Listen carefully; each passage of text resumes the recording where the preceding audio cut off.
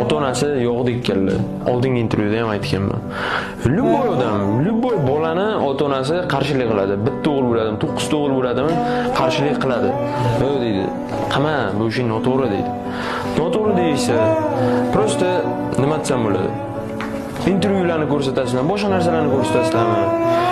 Aytinglar, mana shunaqa, masalan, mana o'zimdan bo'lgan narsani aytaman. Masalan, men oldin pul topmaganman, PUBG o'ynab, uydalarim 1-2 marta gapirishgan.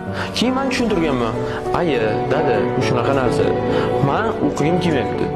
O'qimoqchi emasman. Men shu o'zimga ishni bilyapman. Keyin men bu narsadan pul topolaman deb o'ylayman, o'zimga ishonaman. Shuning uchun meni tinch qo'yinglar, vaqt beringlar menga dedim. O'sha vaqtda dadamga, dada kompyuter qo'ying. Dadam aytdi, "Yo'q, o'qishga kirazaman. Kontrakting, o'sha super kontrakting berib, o'qishga kirazaman. Yo'q, kompyuter."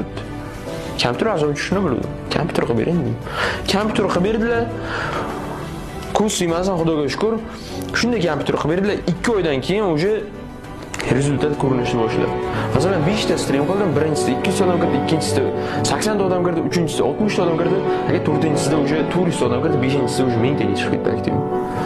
Что мы sukimganlarim TikTok'larga chiqib, unaqa bo'lib, keyin sponsor bo'ldi, Toshkentga keldim, 100 ga bo'ldim.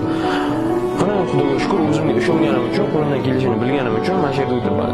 Masalan, sizlar ham agar o'ynashni bilsalaring, 12 soat